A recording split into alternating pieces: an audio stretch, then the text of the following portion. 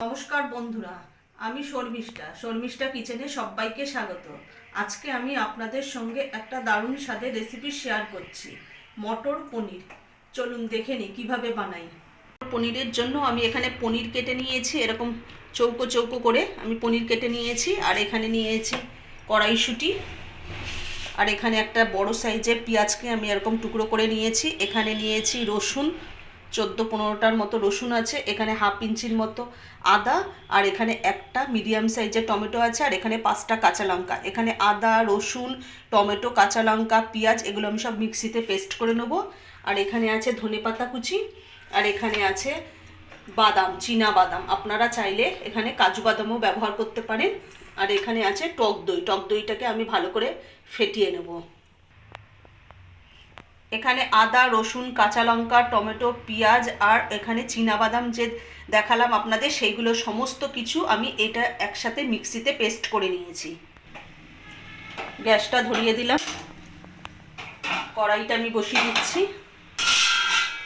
আমি কড়াইয়ের মধ্যে অল্প একটু সাদা তেল দিয়ে দিলাম।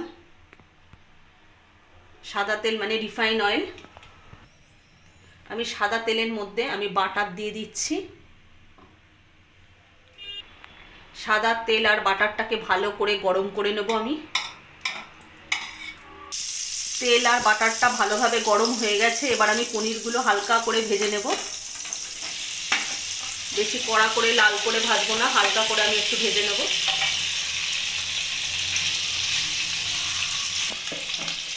পনিরের মধ্যে অল্প একটু নুন দিয়ে দেবো।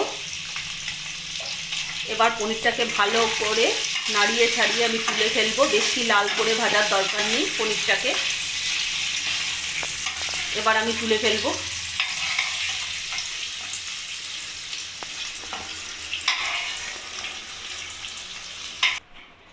পনির ভাজার তেলের মধ্যেই আমি একটা তেজপাতাকে অর্ধেক করে নিয়েছি, আর 2টো শুকনো লঙ্কাকে আমি অর্ধেক করে দিয়েছি। এটা ফোড়নে দিয়ে দেবো। আর অল্প একটু গোটা জিরেও আমি এর মধ্যে দিয়ে দেবো। ফোড়নটাকে এবার ভালোভাবে ভেজে নেব। ফোড়নের থেকে একদম সুন্দর একটা মিষ্টি গন্ধ বেরোচ্ছে। আমি যে মিক্সিতে পেস্ট করে রেখে দিয়েছিলাম সেটা আমি কড়াইতে এবার দিয়ে দেবো। এখানে কিছু মশলা আমি দিয়ে দেবো। 1 চামচ আমি ধনে গুঁড়ো দিয়ে দিলাম, 1 চামচ জিরে গুঁড়ো,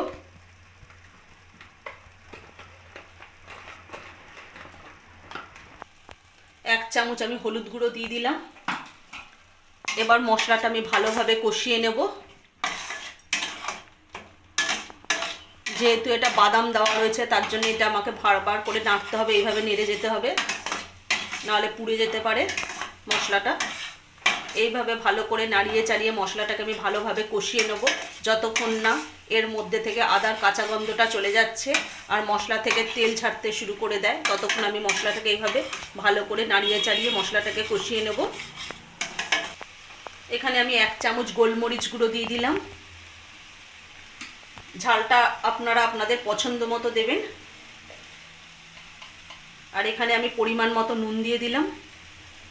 এবার মশলাটাকে আমি আবার ভালোভাবে কষিয়ে নেব।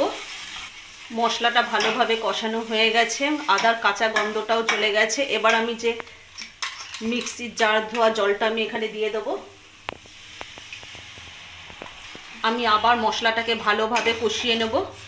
আর এর মধ্যে যে আমি কড়াইশুঁটিটা ছাড়িয়ে রেখে দিয়েছিলাম সেটা আমি দিয়ে দেবো। যেহেতু কড়াইশুঁটিটা কাঁচা তার জন্য আমি এখনই দিয়ে দেবো, তাহলে নাহলে কড়াইশুঁটিটা সেদ্ধ হবে না। কড়াইশুঁটিটা দিয়ে আমি মশলার সাথে ভালোভাবে একদম কষিয়ে নেব। আমি যে টক দইটা নিয়েছিলাম সেটা আমি কড়াইতে দিয়ে দেবো। এবার টক দইটা দিয়ে ভালোভাবে আমি নাড়িয়ে নেব এটাকে। টক দই যেই বাটিটার মধ্যে রেখেছিলাম সেই বাটিটা ধুয়ে আমি একটু জল দিয়ে দেবো। আমি আর একটু জল দেব।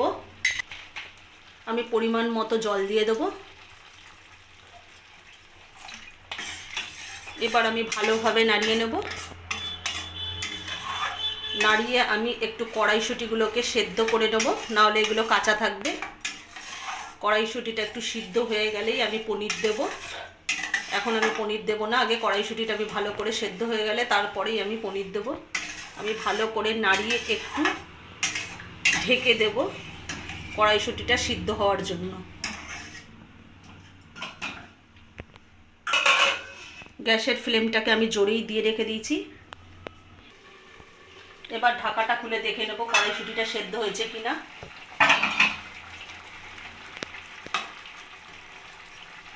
আমি একটা কড়াইশুঁটিকে তুলে নিয়ে আমি এটা হাত দিয়ে দেখে নেব যে সিদ্ধ হয়েছে কিনা।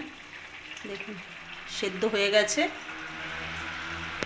এবার গ্যাসের ফ্লেমটাকে একটু আস্তে করে দিয়ে আমি এবার পনিরগুলো দিয়ে দেবো।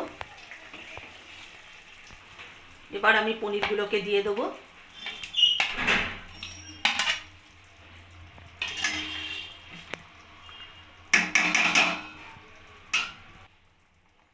আমি গরম মশলার গুঁড়ো দিয়ে দিলাম 1/2 চামচ। আমি ধনেপাতা দিয়ে দেবো।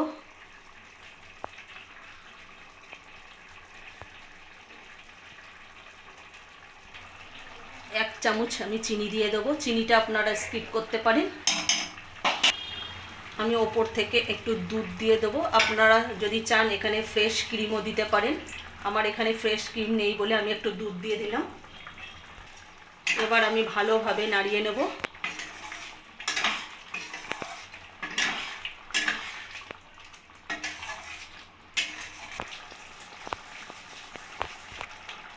ওপর থেকে একটু হাতে কসুরি মেথি ম্যাশ করে আমি দিয়ে দেবো এখানে। তাহলে স্বাদটা খুব ভালো আসবে, একদম দোকানের মতো। আমার মটর পনির একেবারে রেডি। এবার আমি নামিয়ে নেব।